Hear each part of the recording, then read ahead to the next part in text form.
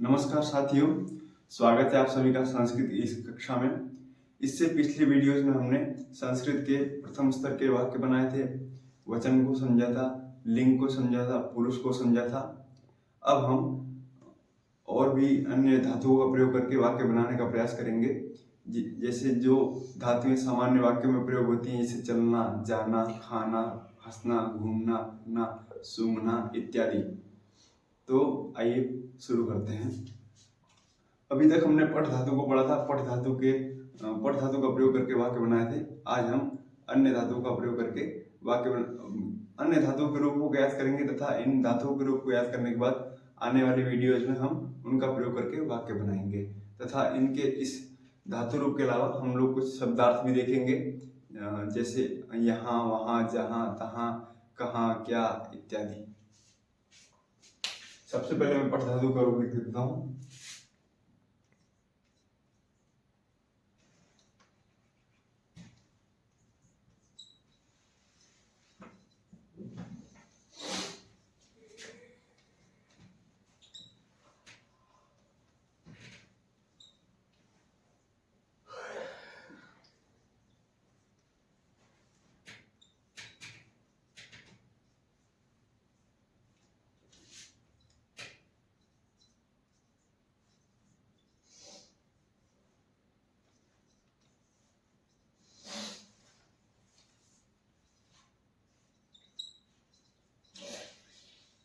एक वचन, द्विवचन, बहुवचन, प्रथम पुरुष, मध्यम पुरुष, उत्तम पुरुष। ठीक है, अब इसका रूप चलाते हैं लट लकार में। लट लकार में इसके रूप चलेंगे पठती, पठतः, पठन्ति।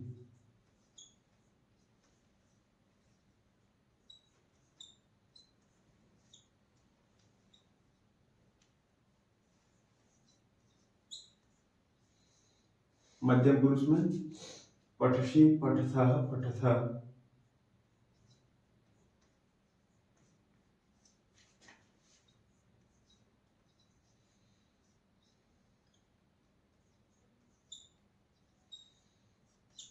उत्तम पुरुष में पठामि, पठावः, पठामः।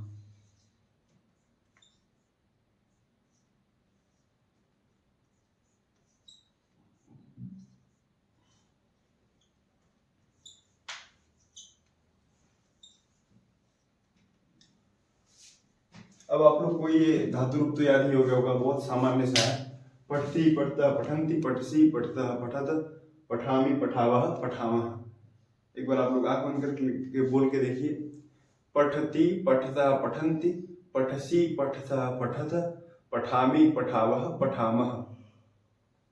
अब इसी की तरह जितनी भी धातुएं हैं उनके रूप याद करने का प्रयास करेंगे। जैसे चल धातु है, चलना के अर्थ में, तो उसके रूप चलेंगे चलती, चलतः, चलन्ति, चलसी, चलथः, चलथः, चलामि, चलावः, चलामः।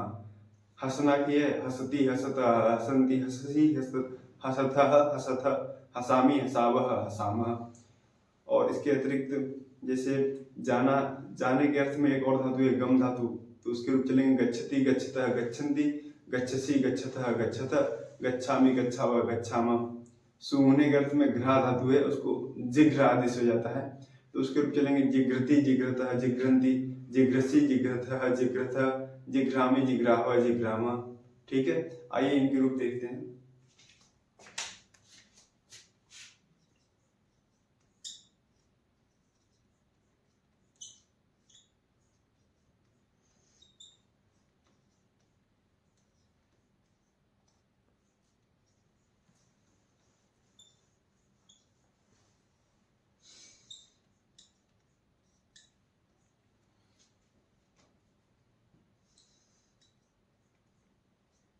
चलती,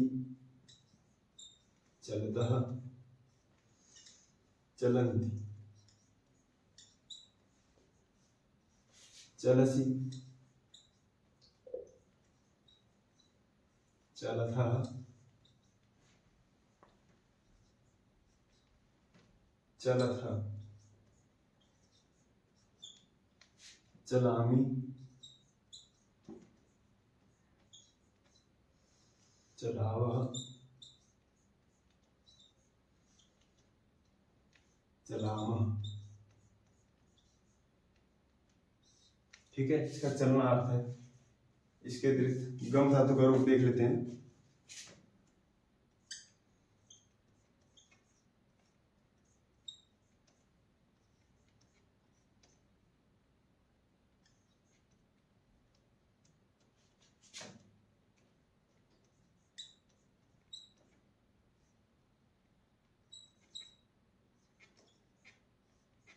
गम धातु का अर्थ होता है जानना या प्राप्त करना।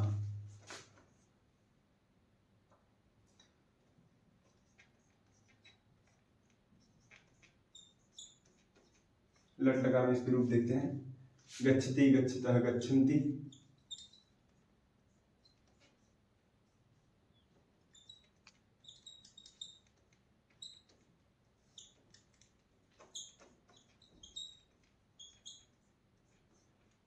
मध्यम पुरुष में गच्छसि,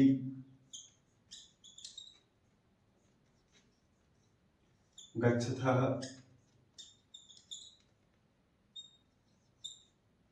गच्छथ।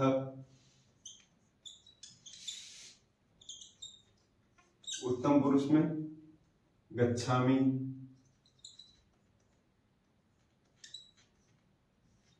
गच्छावः, गच्छामः।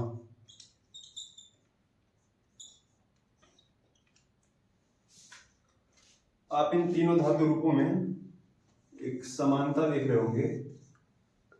जैसे पठ धातु है तो इसके अंत में क्या है? अति, अतः, अंति, असि, अथः, अथ, आमि, आवह, आमः। ठीक है, इसी प्रकार से चलती धातु, चल धातु है, इसके अंत में अति, अतः, अंति, असि, अथः, अथ, आमि, आवह, आमः। ठीक है, गच्छति में अति, अतः, अंति, असि, अथः, अथ, आमि, आवह, आमः। ये धातुओं के अंत में जोड़ने वाले प्रत्यय हैं। इसका सामान्य रूप अगर आप याद कर लेंगे तो इसको किसी भी धातु के अंत में जो जिनका रूप लट लकार में परस्मय पद में चलता है उनके सभी के रूप आपको याद आ जाएंगे। यहाँ मैं लिख देता हूँ उनका रूप। अति, अतः, अंति, असि,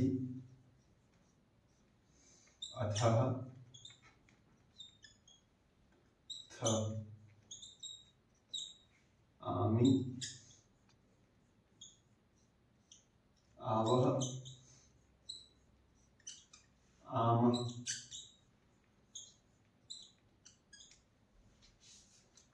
ठीक है, अति, अतः, अति, अतः, अंति, असि, अथः, अथ, आमि, आवह, आमः। ठीक है, इसका स्क्रीनशॉट ले लीजिए।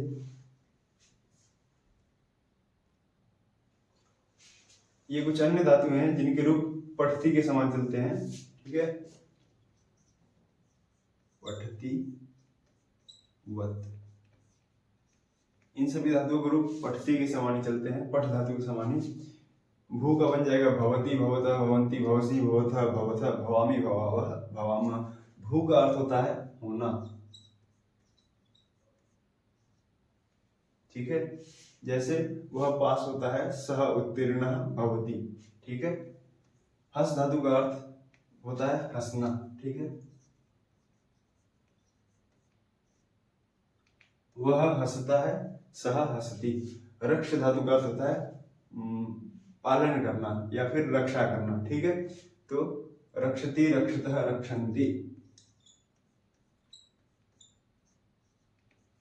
नम धातु का अर्थ होता है नमस्कार करना या झुकना। ठीक है,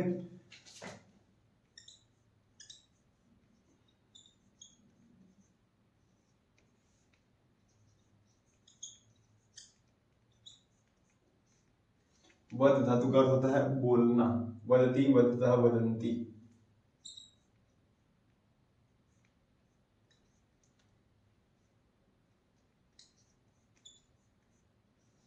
ठीक है, पच धातु का अर्थ होता है पकाना। पचति, पचता, पचन्ति।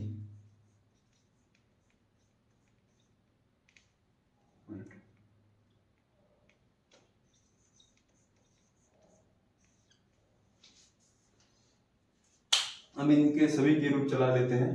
पठ धातु का आपको याद ही होगा, वो इसी के समान चलेगा। भू धातु का भवती, भवतः, भवन्ति, भवसी, भवथः, भवत, भवामि, भवावः, भवामः। ठीक है। हस धातु का रूप देख लेते हैं। हसति, हसतः, हसन्ति, हससि, हसतः, हसथ, हसामि, हसावः, हसामः। ठीक है।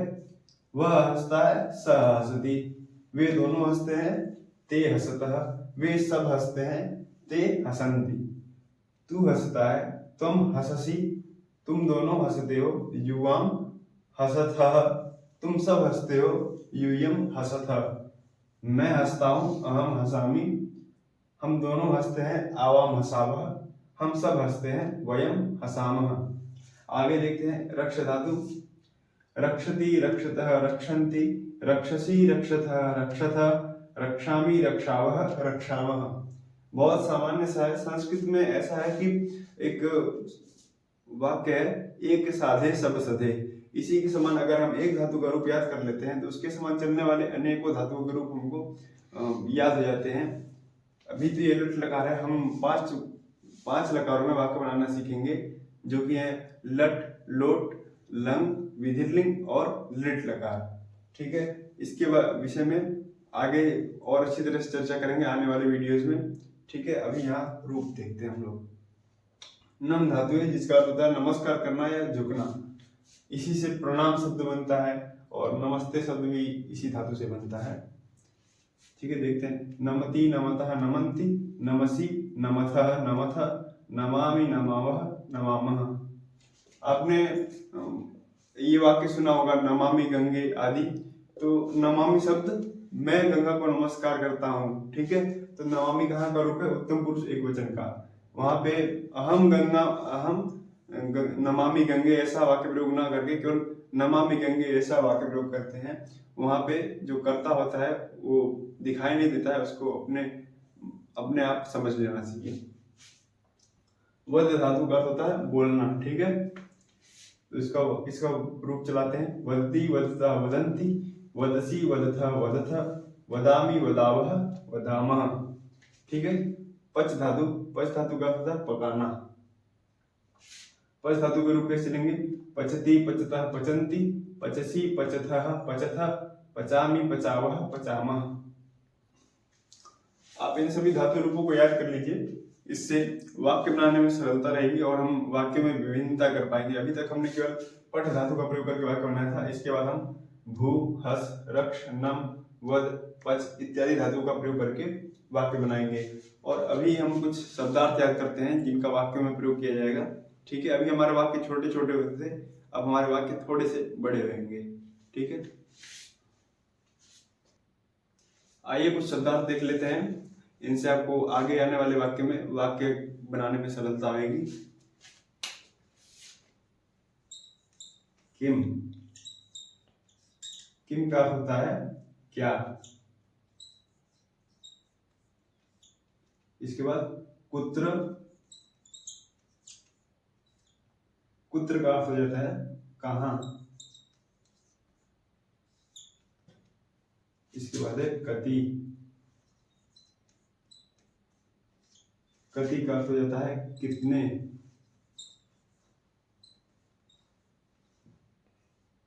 किम, कुत्र, कति, कदा, कदा का अर्थ हो जाता है कहां। कदा का अर्थ हो जाता है कब। किम, कुत्र, कति, कदा, कुतः, कुतः का अर्थ हो जाएगा कहां से।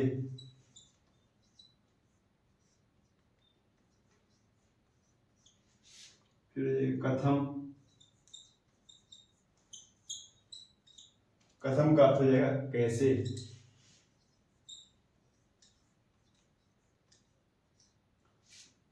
फिर है किमर्थम,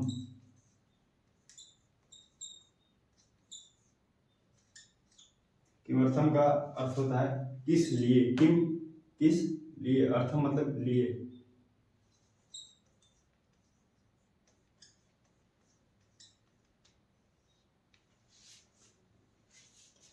किम का अर्थ होता है क्या। कुत्र का अर्थ हो जाएगा कहां। कति का अर्थ हो जाएगा कितने, कदा का अर्थ हो जाएगा कब, कुतः का अर्थ हो जाएगा कहाँ से, कथम का अर्थ हो जाएगा कैसे, किमर्थम का अर्थ हो जाएगा किस लिए। इसको ऐसे आप थोड़ा सा लय के रूप में बोलेंगे तो आपको जल्दी याद हो जाएगा। किम कुत्र कति कदा कुतः कथम किमर्थम। फिर से एक बार, किम कुत्र कति कदा कुतः कथम किमर्थम।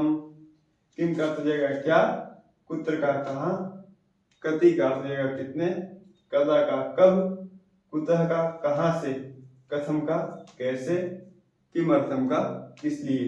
इसका वाक्य प्रयोग करके देखते हैं, ऐसे ही मुंह से करेंगे। यहाँ पे किम, किम का प्रयोग करते हैं तो आपका नाम क्या है, ठीक है, क्या आ रहा है बीच में, भवतः नाम किम, ठीक है, किम का प्रयोग देख लिया आपने। अब देख लेते हैं कुत्र का, तो आप कहाँ जा रहे हैं, भवान कुत्र गच्छति, ठीक है। इसके बाद कति का प्रयोग देखते हैं, जैसे आपके कितने भाई हैं, तो भवतः कति भ्रातरः सन्ति, ठीक है।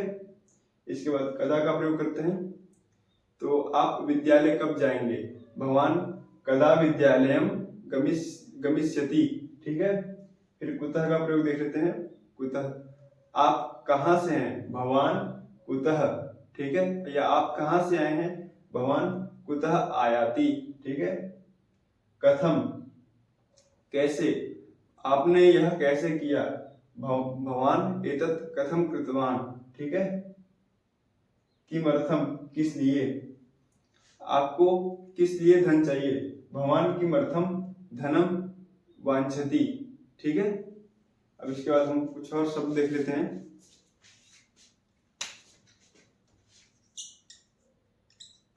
अत्र, तत्र,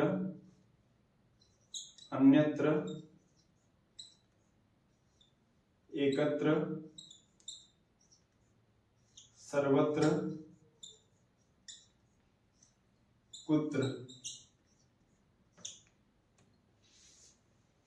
ठीक है। अत्र का अर्थ होता है यहां, तत्र का अर्थ होता है वहां, अन्यत्र का अर्थ होता है किसी अन्य जगह, अन्य स्थान, एकत्र का होता है एक जगह, एक स्थान, एक स्थान पर, अन्यत्र का हो जाएगा अन्य स्थान पर, सर्वत्र का हो जाएगा सभी स्थान पर,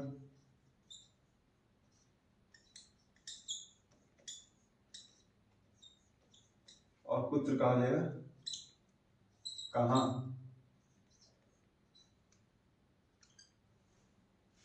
अब इसको देखते हैं, याद करने का प्रयास करेंगे।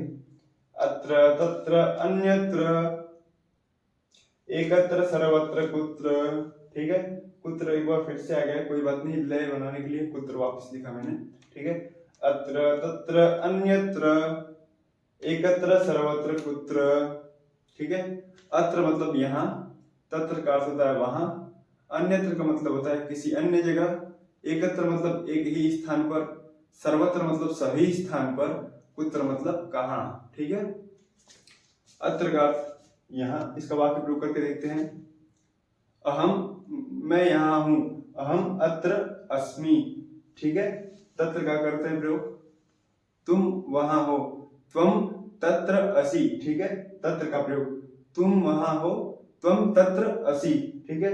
अन्यत्र का, वे सब अन्यत्र हैं, ते अन्यत्र सन्ति, वे सब अन्यत्र हैं, ते, वे सब की संस्कृत मैंने बताया था ना आपको, ते, और अन्यत्र की अन्यत्र हो जाएगी अन्य जगह, अन्य स्थान पर, ते अन्यत्र सन्ति, एकत्र, हम सभी एक स्थान पर हैं, वयम एकत्र स्मः, ठीक है। अस्मि स्वः स्मः, हम सभी एक स्थान पर हैं, वयम एकत्र स्मः, ठीक है। फिर उसका सर्वत्र, तो भगवान सर्वत्र हैं, भगवान सर्वत्र अस्ति, ठीक है। कुत्र का देख लेते हैं, कुत्र का अर्थ है कहाँ, तो वे दोनों कहाँ हैं, ठीक है। वे दोनों की संस्कृत क्या हो जाएगी, सह तौ, तौ का प्रयोग करेंगे द्विवचन में, है ना। वे दोनों कहाँ है, तौ कुत्र स्तः, ठीक है। अब समझ में आ गया होगा आपको। इस वीडियो में आपको जो बातें नहीं समझ में आई हैं वो आप कमेंट्स के माध्यम से पूछ सकते हैं, और जो भी साथी संस्कृत सीखना चाहते हैं आपके, उनसे ये वीडियो फॉरवर्ड करिए। और आपको जो बात नहीं समझ में आई, जैसा कि मैंने कहा आपको कि उसको कमेंट में डालेंगे, उसको हम कमेंट्स के माध्यम से या अगले वीडियो में आपको बताने का प्रयास करेंगे। धन्यवाद।